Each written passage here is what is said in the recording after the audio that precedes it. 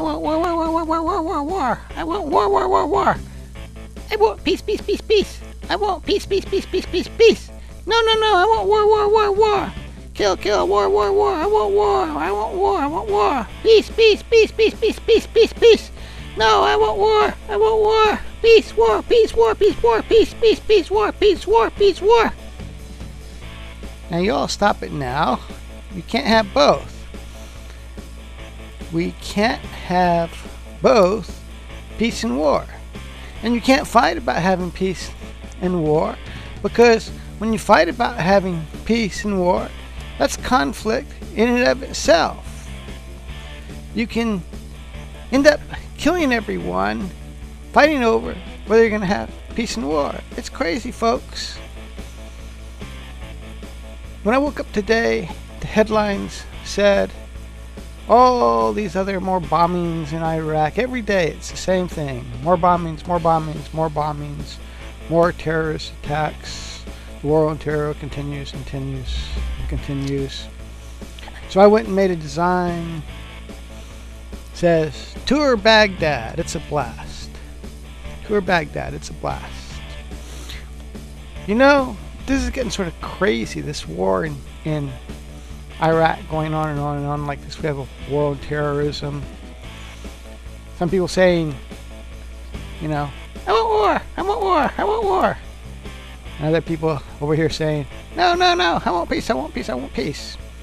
We see it's a paradox, because you can't have a war on terrorism, because the only way you can solve this problem is to get rid of all the terrorists. And the only way you can get rid of the terrorists is to take away their ammunition. And what is their ammunition? Their ammunition is teaching children to hate and teaching children terrorism. That's the key, folks. The terrorists are teaching children hatred and terrorism. And that's why there are terrorists. So if you wanna have peace, you got to start teaching your children how to love. You got to teach the children how to love. When you teach the children how to love, you take away, you get rid of a future generation of terrorists. And when you get rid of a future generation of terrorists, that's how you end terrorism.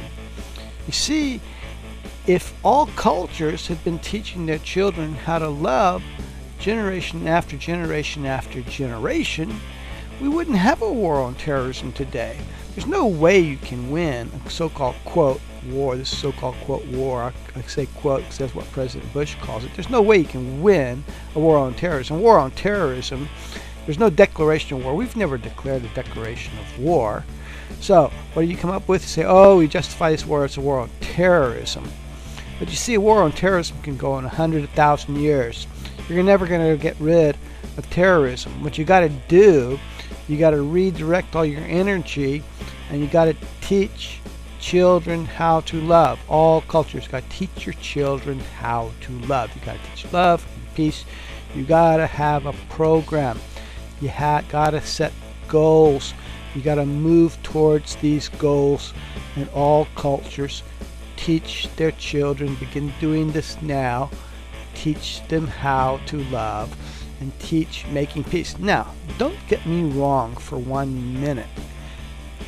When I say teach children love and when I say teach peace, I don't mean that, oh, we disarm ourselves and we make ourselves vulnerable to terrorism. Obviously, you cannot disarm yourself when there's terrorists out there who want to annihilate you. What I am talking about is all cultures maintaining a defensive posture. Yes, we maintain a defensive posture, but at the same time we got to realize, folks, that you got to teach your children how to love. You want to teach your children not to hate. You want to teach them how to love, and you want to have a peace process. So therefore, that's why I think we should bring our troops home, because we're not accomplishing anything but wasting all our resources. So we're going to end up with all these veterans that have to be that are incapacitated. We're going to have to take care of them for the rest of their lives. And the longer this war on terrorism goes on and on and on, the bigger this veteran population of incapacitated veterans goes. And we haven't been able to take care of our veterans that we already have, or their families or their spouses. So the situation, because we're wasting all our resources on this war on terrorism, we are not able to provide the quality of life for all Americans that we could if we would stop this idiotic war, bring our troops home now, and begin investing in the real security of this country by promoting the teaching of love and promoting all cultures to make peace. Now, I would like to know what everyone else's opinion is about this. Do you think we should bring our troops home? Do you think we should bring our troops home? Or do you think we should send them over to Iraq to tour Baghdad because it's a blast? And let me guarantee you, it's probably not going to get any better over in Baghdad or Iraq anytime soon. It's probably not. You could send twice as many forces over there. You could send 10 times as many forces over there, and it's not going to get any better.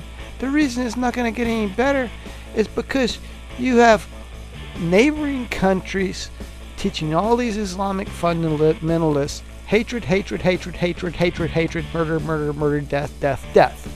So therefore, you've got this influx of insurgents, and with this influx of insurgents and population of the world exploding, it's over 6.8 billion now, with 2.53 new births every new people, increasing in 2.53 people every second. That's every second, folks. The world's population is exploding by 2.53 people every second. So what you're going to do is you're increasing population density, and it's going to continue to explode. So you get more people closer together. You get all these new conflicts. You got all this competition for resources, and it's not going to be getting better. The best thing the United States of America can do is bring our troops home now, begin securing our country, begin improving the quality of life for Americans here at home, improving our defenses, improving our defense technology. This is what we need to be doing, and this is why I think we should bring our troops home now. So what do you think? Do you think we should bring our troops home? What do you think? Do you think we should make peace? Or do you think we should have a 1,000-year war on terrorism?